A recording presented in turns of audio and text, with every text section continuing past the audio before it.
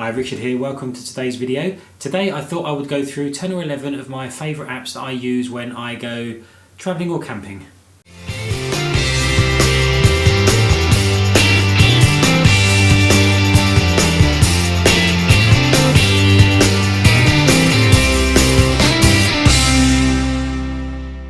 And real quick before we start here, if you like this video, why not go ahead and click that thumbs up button, and if you really like the video, head over and subscribe to the channel.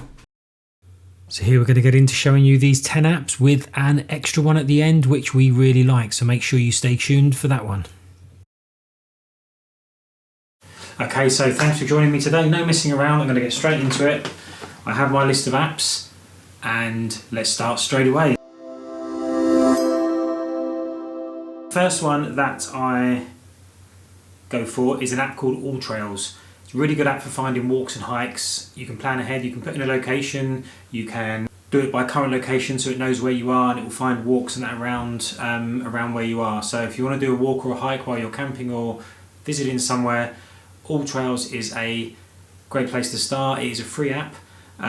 You can pay to upgrade if you want to have download offline maps and things like that in case there's no signal where you're going to. We just use a free version. It's normally worked pretty well for us. And yeah, always on the phone, always with us whenever we go to a campsite. So that's the first one, All Trails.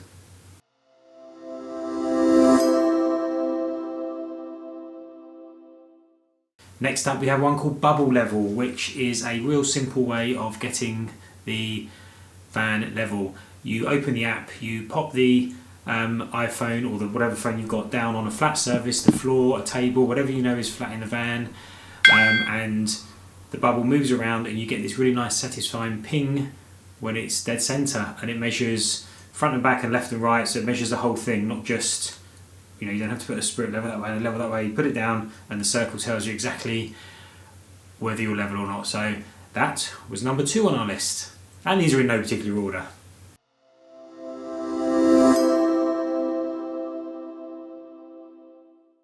So photographer, take a lot of photos and a lot of videos obviously. So my favourite, one of my favourite photography apps is one that connects to my camera. I use a Canon, so I use the Canon connection app.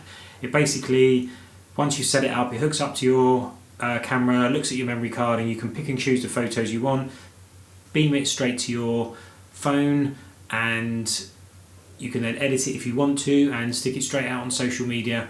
And it saves taking the card out and finding a card reader and doing it all that way. It takes a little bit longer because it has to go over Wi-Fi or over Bluetooth or whatever it is, but you could do it wherever you are, the back of the car, the pub, you don't have to worry about having any other additional equipment with you. So that's a real popular one for me, the Canon camera connection app.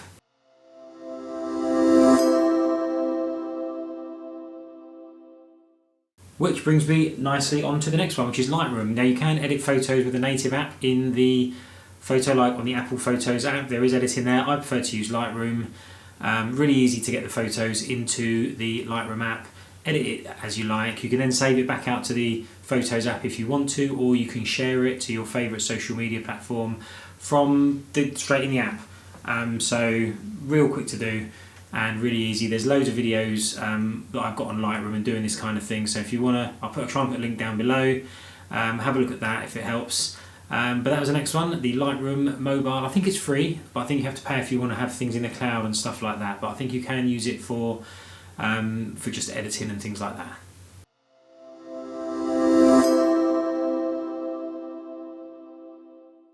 Okay, so the next one I have is the Campervan and Motorhome Club app. This is just what we use when we're looking for sites basically. You can search by location, filter it down to certain criteria to tell you what you want there, whether you want it to be near a pub or or have showers or have a hookup or things like that.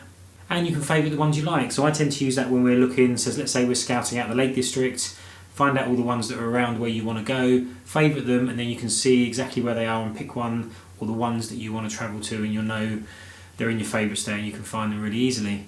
Obviously there is a membership to the Caravan and Motorhome Club site,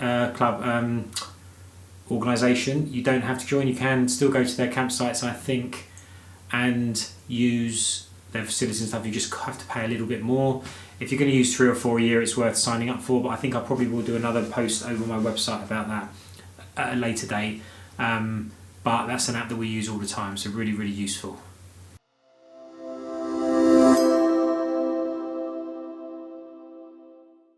So next up, Google Maps. We all use Google Maps. I don't just use it for directions though.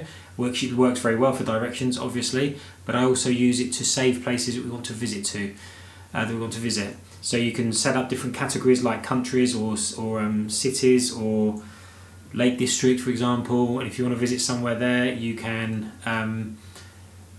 save that location in that folder, and then it's there for you next time you go. So I just normally have it by counties, as you can see, just Lake District and places that we are going to visit.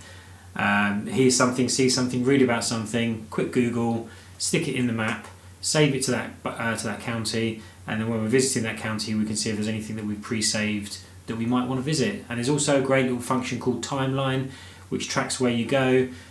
So if you want to know exactly where you've been over your trip, you can activate that. Again, that's probably another, cause it's not complex, but it's I can show you how to do that maybe in another video. But for now, Google Maps, definitely use, because it also goes through the car on Apple CarPlay, so Google Maps.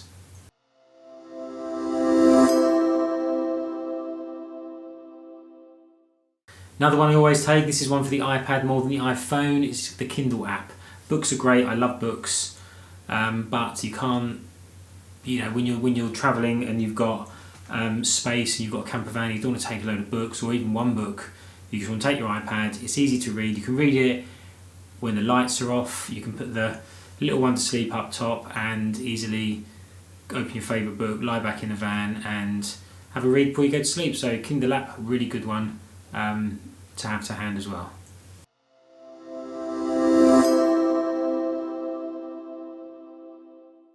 Next up, it will be the Met Office, just a weather app, nothing too stunning here. I found it to be quite accurate in terms of timings, when things are going to start raining, when it's going to stop. Really useful for planning walks and hikes and general travel, obviously. So yeah, really good for the office, for the weather. Met Office app is a firm favourite.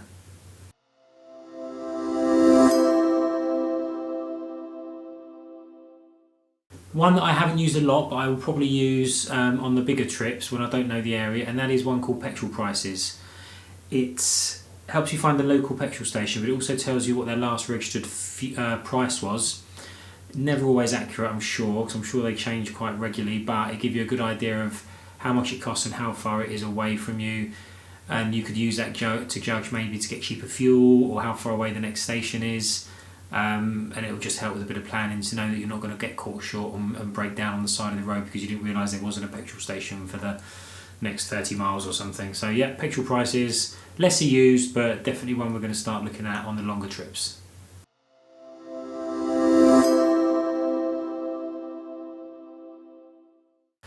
A good old favourite, TripAdvisor. Now everyone's heard of TripAdvisor, it's a massive website.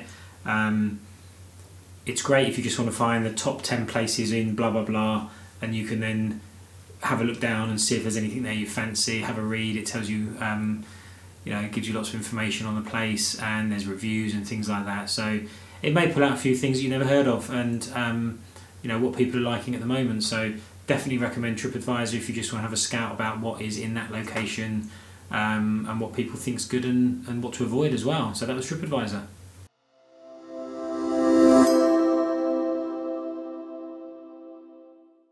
And last but by no means least, brilliant idea, excellent app, using it quite a lot now. What 3 words? I think if you haven't heard of it, you should check it out, because basically they've split the whole world, I believe, down into 3 by 3 meter squares. Each square has 3 words. So if you type in a location, it will give you the exact point. So let's say you wanted to find the gate to a campsite. You can zoom in on the map, find where the road is that goes into that campsite, and it will tell you exactly what 3 words will get you to that gate.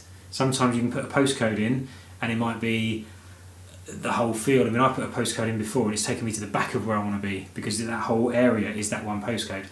Whereas this will take you to exactly that point in that gate, and you can just get there knowing that you're going to get to the right place. And you can then export that, or you can then click on directions and you can then search. It will take you to that spot in Apple Maps or Google Maps. So really definitely recommend if you're going somewhere that may be a little bit new, or that you're not exactly sure where the gate or where the door is to that place. It's you know, if you're and it's just a really good app to use to pinpoint your precise location. So there we have it, my favourite 10 or 11 apps for travel and camping. Let me know what yours are in the comments below. If I've missed one off you think I should try, tell me, because I'm always looking for things to make the trips a lot easier, a lot smoother. Anything like that is really useful. And of course, thank you for watching. If you did get some value from this, please don't forget to tick that thumbs up button, because that really helps the channel. And if you're new here, why not subscribe to the channel if you haven't already, and I will see you in the next video.